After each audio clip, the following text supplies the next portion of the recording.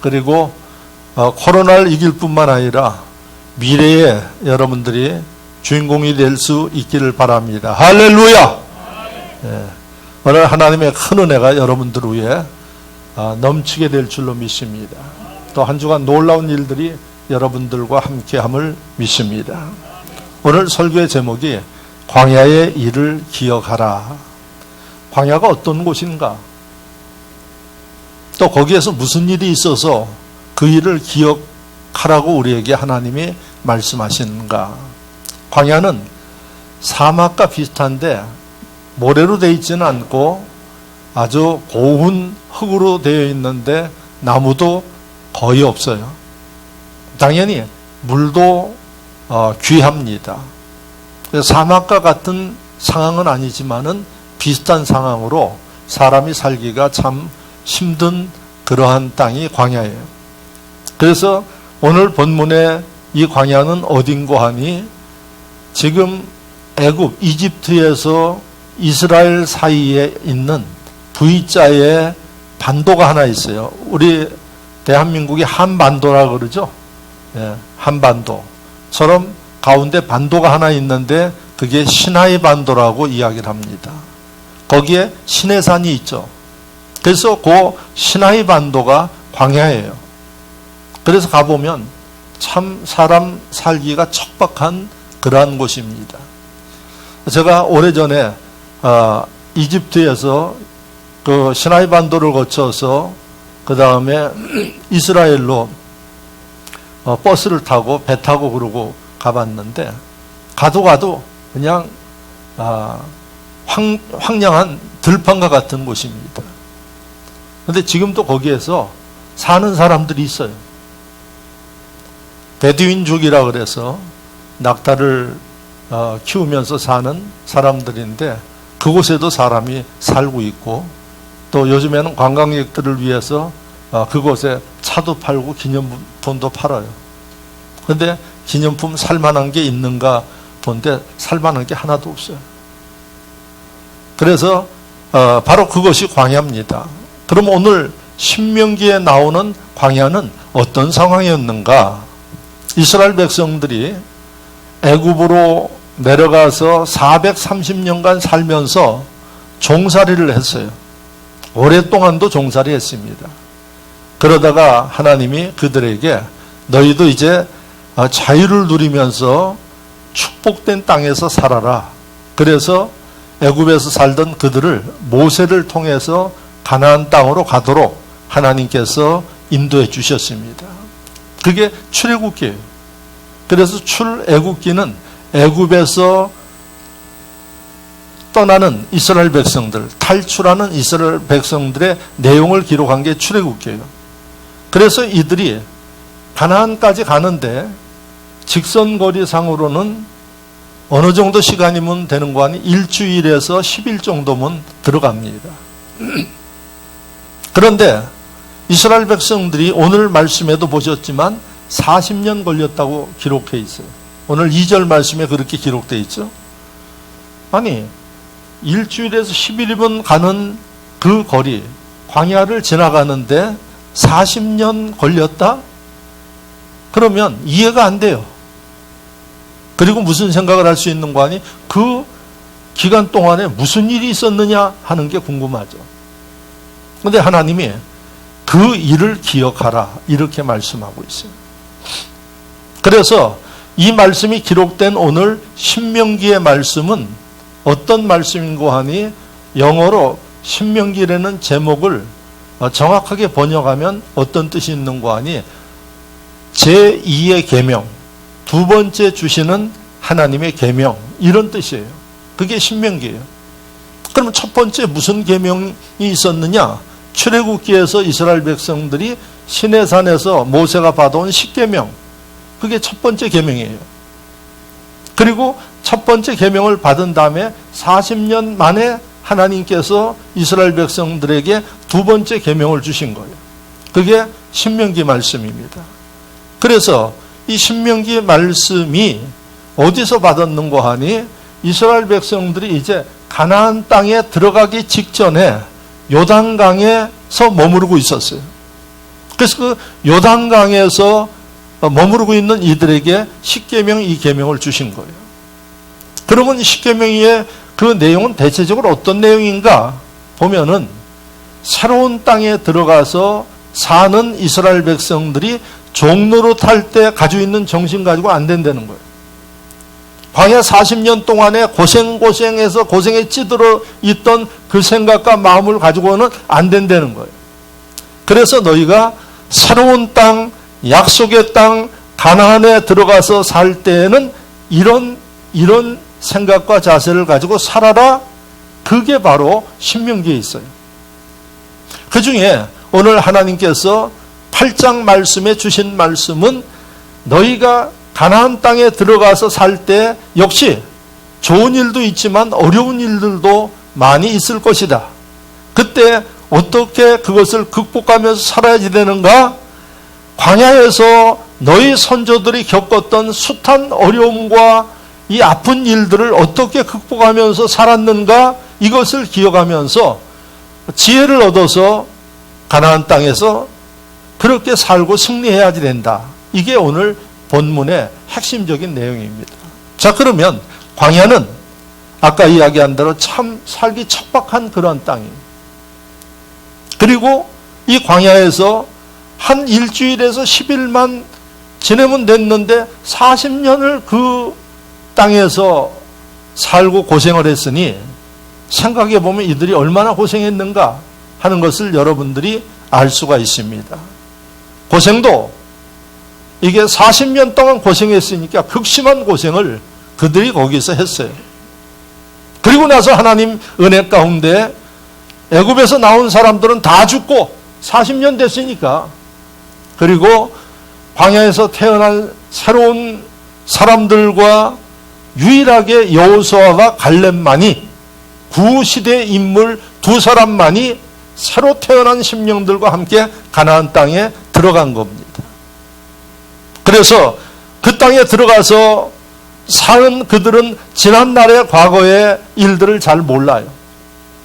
그러니까 잊지 말고 너희 선조들이 내가 430년 만에 가나안 땅으로 들어가라고 약속을 해 주었는데 그 축복을 누리지 못하고 광야에서 다 죽은 너희 선조들 왜 그랬는가를 너희가 알고 너희는 그렇게 살지 말아라. 왜 그들이 하나님이 약속했는데 들어가지 못하고 그 힘들고 어려운 광야 길에서 다 죽었는가? 결론은 하나님이 말씀하신 대로 살지 못하니까, 그리고 하나님 앞에 원망과 불평하니까 그들을 가나안 땅으로 들어가지 못하게 한 거예요. 너희는 그 땅에 들어갈 자격이 없다고 하나님이 보신 거예요. 그래서 이런 숱한 고생의 내용, 하나님의 뜻, 하나님이 어떻게 일하시는가, 이런 것들이 광야 40년 세월 속에 기록되어 있어요.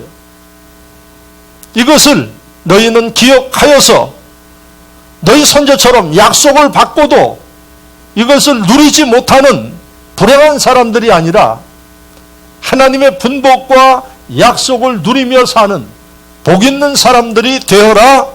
이게 오늘 말씀의 핵심입니다. 여러분, 하나님이 이 말씀을 오늘 저와 여러분들에게 어떤 목적으로 주셨는가? 이게 여러분들이 깨달아야 할 일입니다. 우리의 사는 인생길이 광야와 같은 길입니다. 여러분, 나이 원만하신 분들 인생을 살면서 뒤돌아보면은 좋은 일도 있지만은 숱한 일들을 겪으면서 여기까지 오셨어요. 오늘 일부 예배 마치고 그동안은 다 각자 식사를 하다가 제가 오늘 모처럼 일부 예배 마친 스태프들하고 아침 식사를 거리 두고 지켜야 할 건 지켜야 되니까 식사를 하면서 그런저런 이야기들을 나눴습니다. 제가 이야기한 게 뭔가 하니 우리 교회가 이곳에 온 지 10년 됐습니다. 그런데 그 전에 이곳에 왔을 때 어떤 분위기였는가 하니 시골이에요. 그런데 제가 하나님의 인도하심 가운데 이곳에 준비해서 왔어요.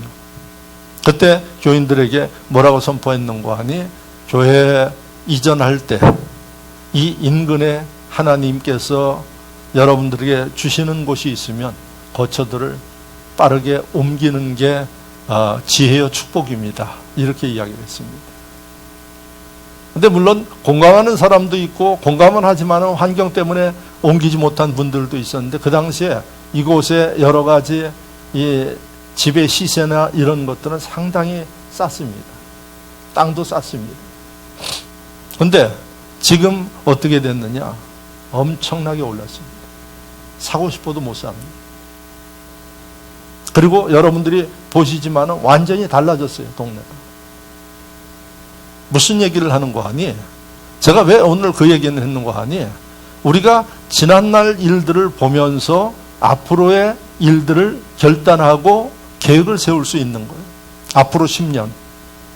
앞으로 10년이면 또 어마어마한 변화와 역사가 있게 됩니다. 그래서 이스라엘 백성들에게 지난 과거에 그 광야에서 있었던 숱한 어려움과 일들을 너희는 기억하면서 새로운 땅에 들어가서 하지 말아야 할 일들은 하지 말고 꼭 해야 할 일들은 하면서 하나님께서 주시는 분복을 누리면서 살도록 하라 하는 게 오늘 본문의 말씀입니다. 자, 그러면 구체적으로 오늘 말씀을 중심으로 하나님께서 광야 생활에서 이스라엘 백성들에게 무엇을 강조했는가? 아까 이야기한 대로 고생했어요. 왜 하나님이 약속한 땅으로 인도하시는데 좀 편안하게 가게 그렇게 만들어 주시지 왜 그렇게 고생을 시킵니까? 하나님은 공짜로 주지 않아요. 심은 대로 거두게 하세요. 제가 어제도 우리 밭에 올라갔더니 배추 모종 요 손가락 2마디 정도 되는 것 같다가 심었어요. 제가 교사들하고 직접 심었어요. 지금 얼마나 하는 거예요? 배추가 이만해요. 안 심으면 못 거둬요. 그래서 하나님의 법칙은 심는 대로 거두는 거예요.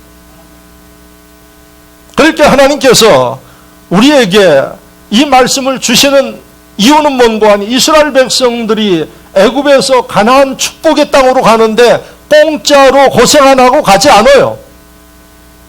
겪어야 할 일들을 겪고 고난도 좀 겪고 이런 것들을 겪어서 가나안 땅으로 인도하시는 분이 하나님이고, 이것을 견디지 못하는 사람들은 중간에 다 죽어요. 포기해요. 이것을 이긴 사람 여호수아와 갈렙만이 축복의 땅에 가는 거예요. 하나님의 축복은 아무나 받는 게 아닙니다. 하나님이 우리를 축복하시는 그 축복의 약속은 모두에게 유효해요. 모두가 그 분복을 받을 수 있어요. 그런데 받는 사람은 누가 받는 거 아니? 하나님께서 말씀하시고 가르치는 말씀대로 준비된 사람들 위에 축복을 받습니다. 제가 아까 교회 이곳으로 이전할 때 이야기를 했듯이 목회자가 그런 비전을 보고 선포했을 때 믿고 그 말씀대로 행해 움직였으면 지금은 축복이죠. 그래서 제가 오늘 오전에 이문숙 권사님 참 복 있는 분입니다. 그런 얘기 했습니다. 그 당시에 전세금 가지고 집을 샀죠. 그리고 하나님이 얼마나 많이 축복해 주시는지 몰라요. 제가 어느 개인의 이름을 이야기를 해서 죄송스럽지만은 제가 보면은 진흥교회 안에서 하나님의 분복받은 분 중에 하나예요. 자, 그러면 오늘도 마찬가지예요. 이 말씀을 통해서 하나님께서 우리에게 어떻게 하시려고 하느냐? 우리에게 앞으로의 가나안의 축복을 누리게 하기 위해서 이 말씀을 주심을 믿으시기를 바랍니다. 가나안의 고난의 고통의 삶이었어요. 근데 하나님 좀 편안하게 해서 주시지 왜 그렇게 하시나요? 그 이유가 있어요. 이것을 기억하라고 하시는 겁니다. 가나안의 고난을 통해서 하나님이 이스라엘 백성들에게 무엇을 깨닫게 주기 위해서, 갖추기 위해서 이런 일을 겪게 하셨는가? 그 첫째, 하나님께서는 낮추시기 위해서 이 일을 겪게 하셨다. 낮추시기 위해서 오늘 2절 말씀을 보십시오. 그리고 다 같이 2절 말씀을 여러분들이 한 목소리로 읽어보겠습니다.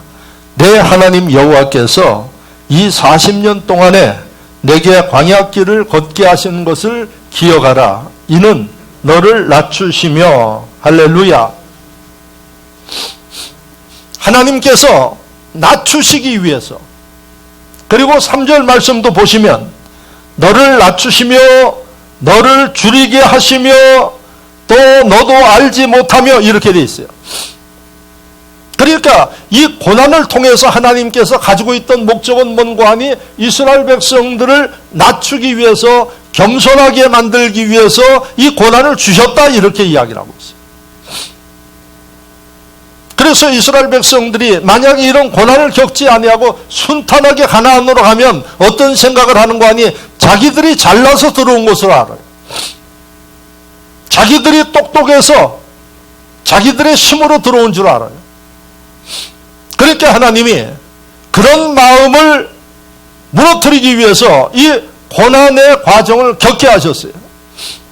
근데 이 과정을 끝까지 승리한 심령들은 모르는데 중간에 이 고난 가운데 모든 것을 포기하고 실패한 심령들이 너무나도 많아요. 이게 오늘 이 말씀을 들으면서 하나님께서 인생길이 광야길이에요. 이런 광야길과 같은 인생을 사는 저와 여러분들에게 하나님께서 앞으로 소망이 있고 축복이 있고 가나안과 같은 곳으로 인도해 주실 것을 우리에게 약속하신 말씀이에요. 그런데 무엇을 기억하라? 고난, 이 어려움을 당할 때 기억해야 할 일은 왜 이렇게 힘든가, 왜 이렇게 사는 게 어려운가, 이게 아니라 기억해야 할 일이 하나님이 나를 낮추시려고 그러시는구나 하는 것을 깨달으라는 얘기입니다. 할렐루야. 그래서 여러분 지금 코로나 사태로 인하여서 많은 심령들이 힘들어하고 참 왜 이러는가 불평도 하고 여러 가지 생각을 많이 갖습니다. 그러나 믿음이 있고 지혜로운 심령은 여러분 어떤 마음을 가져야 되는 거 아니에요? 내가 하나님 앞에 버리지 못한 아직과 고집, 내가 하나님 앞에 낮아지지 못한 것들, 이런 것들을 낮추라고 하나님께서 말씀하시는구나 하는 생각을 여러분들이 가져야 되고, 이런 마음을 가지고 자기를 성찰하면서 준비하는 사람들을 위해 하나님은 지혜를 주십니다. 하나님은 능력을 주십니다. 그리고 하나님은 그들을 인도해 주십니다. 그래서 여러분 가나안 땅에 들어갈 수 있는 거예요. 오늘 이 말씀을 들으면서 여러분들이 제대로 깨닫고 은혜 받으면 무엇을 가져야 되는 거 아니? 앞으로 가나안의 소망을 가지면서 바라보면서 이 어려움들을 극복해 나가는, 할 일들을 하면서 극복하는 지혜로운 분들이 되시기를 축원합니다. 베드로전서 5장 5절에서 6절에 하나님이 교만한 자를 대적하시고 겸손한 자들에게 은혜를 주시느니라. 그러므로 겸손하라. 때가 되면 너희를 높이시리라. 할렐루야. 하나님은 교만한 심령은 물리친대요. 그리고 겸손한 심령, 낮아지는 심령들을 위해 은혜를 주신대요. 그리고 하나님이 은혜 주실 뿐만 아니라 그들을 높여주신대요. 이런 은혜가 있기를 주의 이름으로 축원합니다. 그래서 여러분 광야의 이스라엘 백성들의 고난을 생각할 때마다 우리가 기억해야 할 일은 하나님이 내가 내 멋대로 내 뜻대로 고집대로 생각대로 사는 나를 낮추어서 하나님께서 인도하심을 따라 살도록 이렇게 하시는구나. 그래서 이런 때 더욱더 하나님의 뜻대로 하나님이 기뻐하는 일들을 하면서 살아야 되는데 보십시오. 거꾸로 삽니다. 그렇지 않습니까? 여러분 이스라엘 백성들을 인도할 때 그때가 지금부터 3400년 전이에요. 그때 하나님의 뜻은 낮아지는 거였어요. 그리고 하나님의 뜻을 준행하는 거였어요. 그런데 그들은 원망하고 대들고 반항하고 이렇게 살았어요.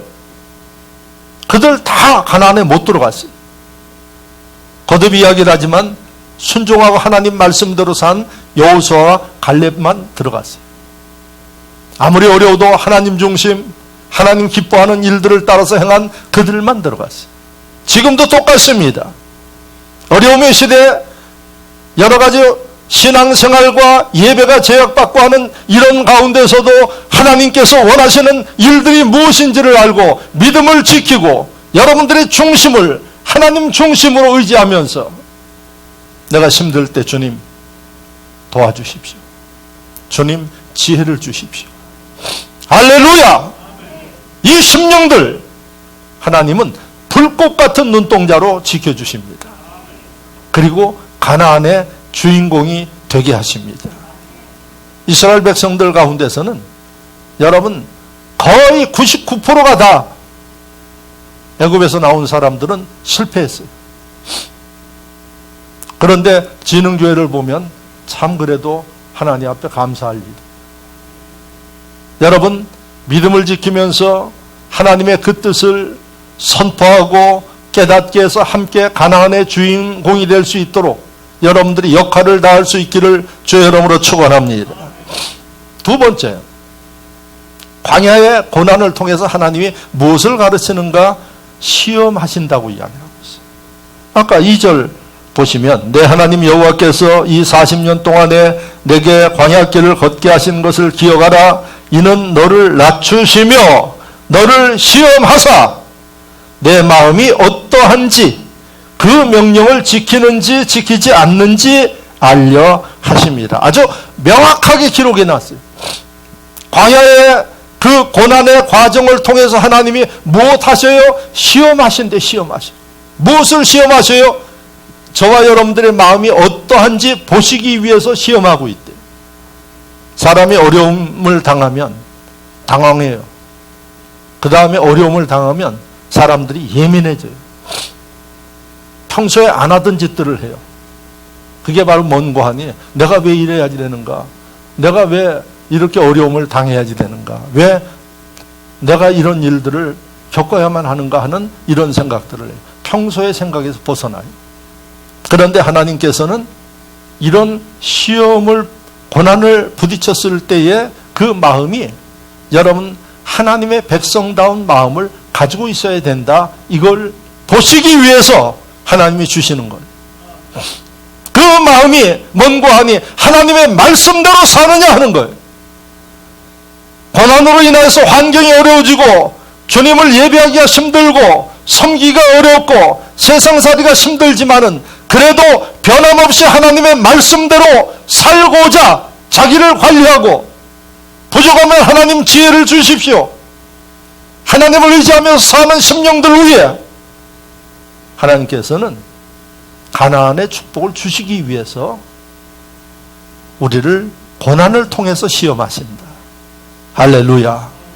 잘 기억하시길 바랍니다. 대표적인 신앙의 위인 두 사람, 많은 사람이 있지만 두 사람 기억날까요? 아브라함의 시험. 하나님 백세의 아들을 주셨어요. 근데 백세의 이 아들을 드리라고 해요. 이게 말이 됩니까? 어떻게 자기 자식을 제물로 드릴 수 있나요? 근데 아브라함은 말씀대로 순종하며 모리아산으로 갔어요. 그런데 여러분 이삭을 드리는 게 아니라 하나님이 양을 준비하셨어요. 그래서 아브라함이 믿음의 조상이 된 거고 아브라함 후손 축복에서 이스라엘이 된 거예요. 욥의 시련을 아시죠? 모든 것을 다 잃어버리는 고난을 겪었어요. 그럼에도 불구하고 주변 사람들이 여러 가지 이야기를 하지만 욥은 주신 것도 하나님이시오 거둬가신 이도 하나님이기 때문에 나는 불평하고 원망하지 않고 하나님 앞에 감사하고 하나님 뜻대로 살겠노라. 이게 욥의 생각이요 신앙이었어요. 그랬더니 하나님께서 나중에 욥에게 갑절의 축복을 주셨어요. 이런 은혜와 축복이 여러분들 위에 있기를 주의 이름으로 축원합니다. 코로나 사태로 인해서 어렵습니까? 어렵다는 이야기하지 마십시오.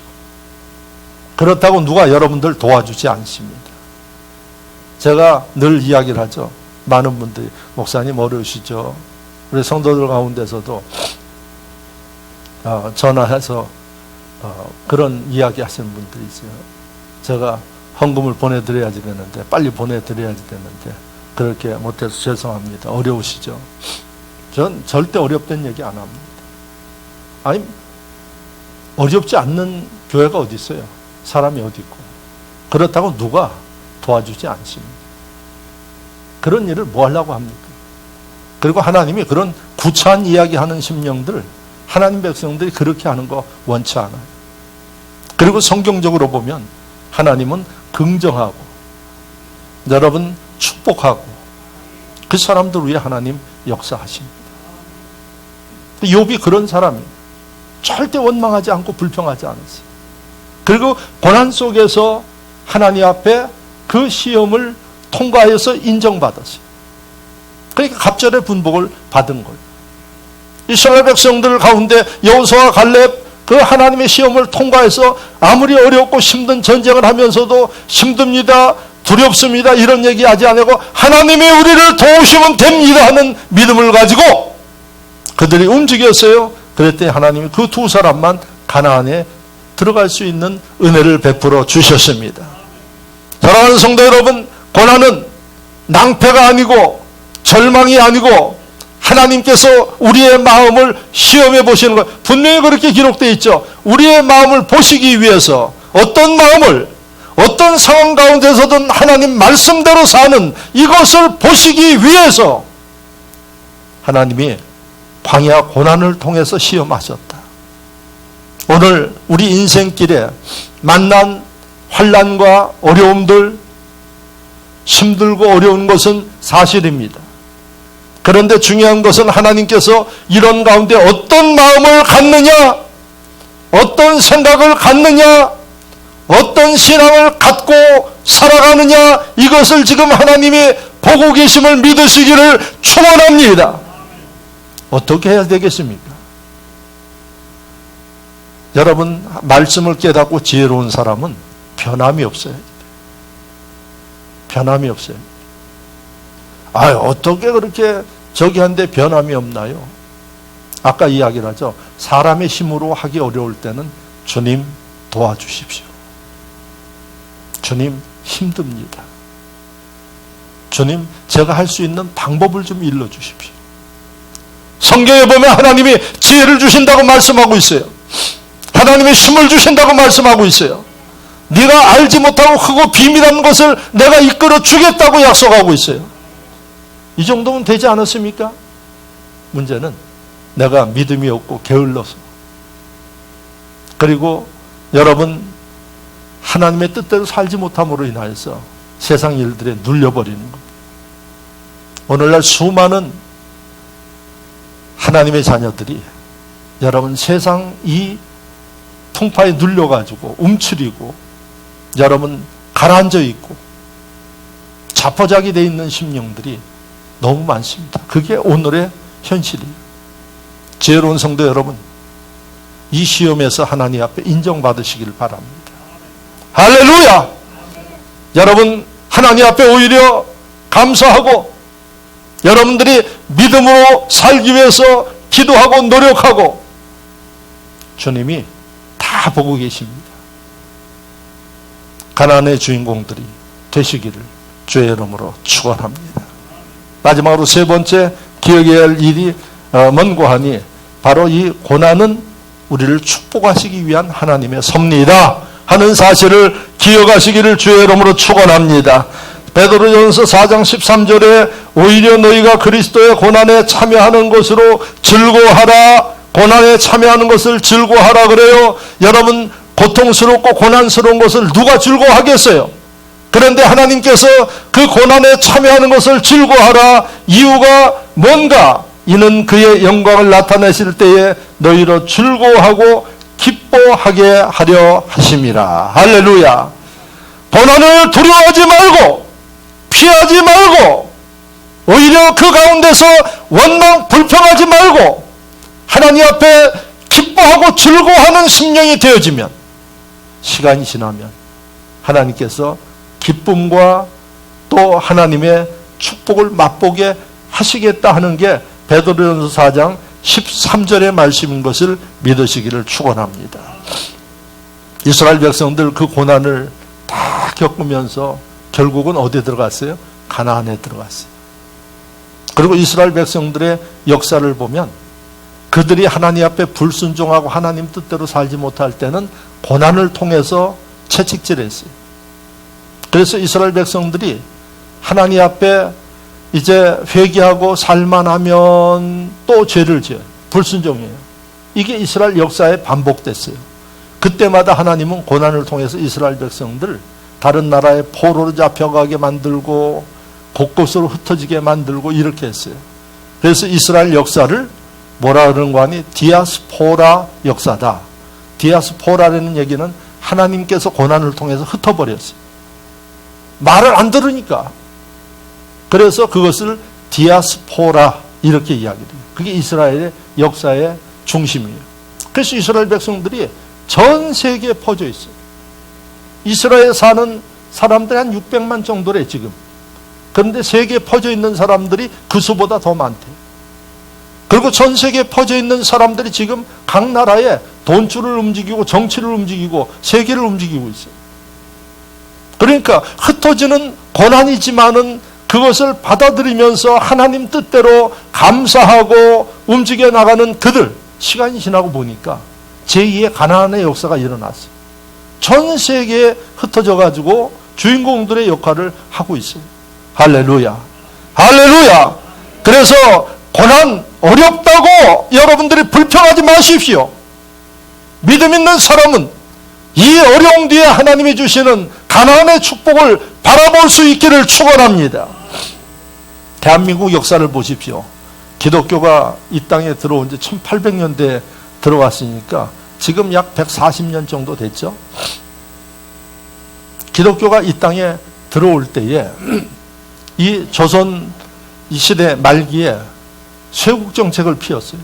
그래서 외국에서 배들이 들어오고 그러면 폭격을 하고 특히 강화도로 들어오는 배들을 완전히 가라앉히고 이런 일들을 해가지고 전쟁이 일어나고 그랬어요.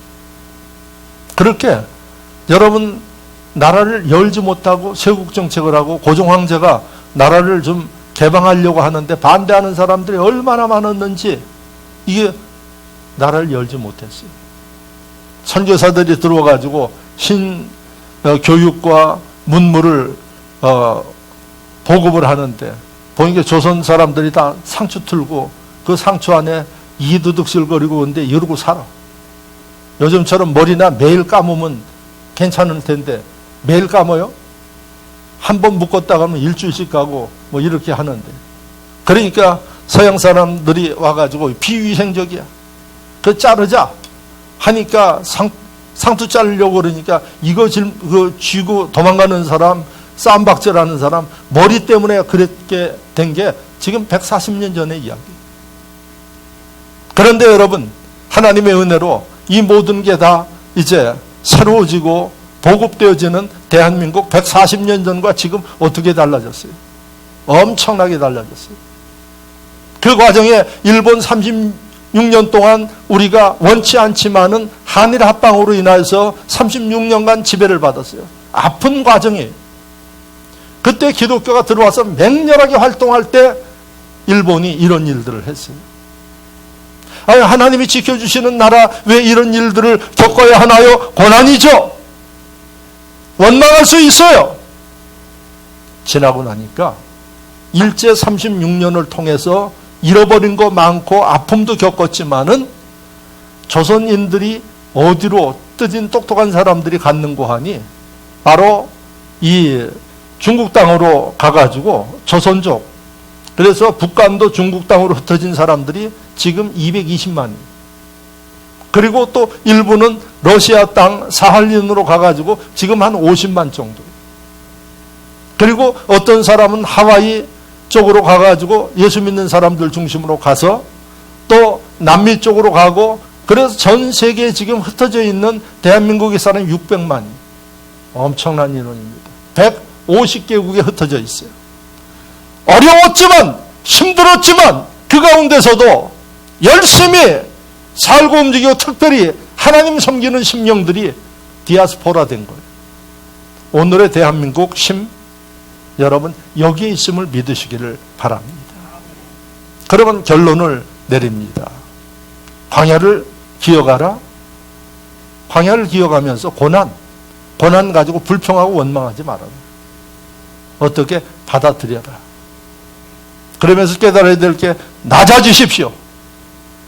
그리고 주님을 높이십시오. 그리고 여러분 하나님의 그 시험에서 참 잘했다 인정받으십시오. 여러분들의 마음이 하나님 말씀대로 살고 있다는 것을 보이십시오. 그리고 여러분 말씀처럼 하나님의 축복을 바라보면서 미래를 생각하며 하나님 앞에 감사하는 분들이 되시기를 축원합니다. 남들은 원망하지만 하나님 축복하실 것을 믿습니다. 그래서 제가 다음 주 감사 주일은 좀 축제로 하려고요. 그래서 여러분들에게 이제 선물을 오늘 하나씩 드릴 겁니다. 우리 일로일로 카페에 브랜드로 나온 선물인데 우리 지 목사님이 국제 바리스타로 뭐 원두 볶는 거에서부터 품평하는 것까지 다 국제 라이선스를 그동안 다 공부해가지고 받아놨어요. 대단합니다. 제가 보면. 그래가지고 그분이 직접 다 만들어서 아마 오늘 제가 일부러 주문을 했어요. 한 10만 원 정도 들여가지고 추수감사절 성도들한테 선물을 나누고 초대하도록. 그래서 이번에는 초청장이 아니라 아주 핸드드립, 여러분들이 물 끓여서 이렇게 내려먹는 그 커피, 최고급 커피를 준비해가지고 이따가 2개씩 드릴 거예요. 딱 너무 비싸 이게 하나에. 그래서 드리면 하나는 여러분들이 맛보시고 하나는 그걸 가지고 다음 주에 인도해서 우리가 하나님 앞에 어려울 때 감사하는 심령들 위해 하나님이 인정하시고 축복하시기 때문에 다음 주에 귀한 역사를 이룰 수 있기를 바랍니다. 이제 제가 매주 이야기를 하죠. 어깨를 피십시오. 그리고 움츠렸던 것들을 다 벗어버리고 하고자 하는 일들을 여러분들이 자기를 지키면서 방역하면서 감당할 수 있기를 주의 이름으로 축원합니다. 저는 이번 주간부터 이제 전도사님과 권사님들 이 인근에 이제 티슈도 나눠주고 하는 일들을 시작하려고 합니다. 왜? 하나님께서 오늘 이 말씀을 주시면 우리에게 어떻게 해야 할지를 일러주고 있습니다. 여러분들 삶의 대전기가 될 수 있기를 주의 이름으로 축원합니다. 말씀을 생각하며 다 같이 한 목소리로 기도합니다.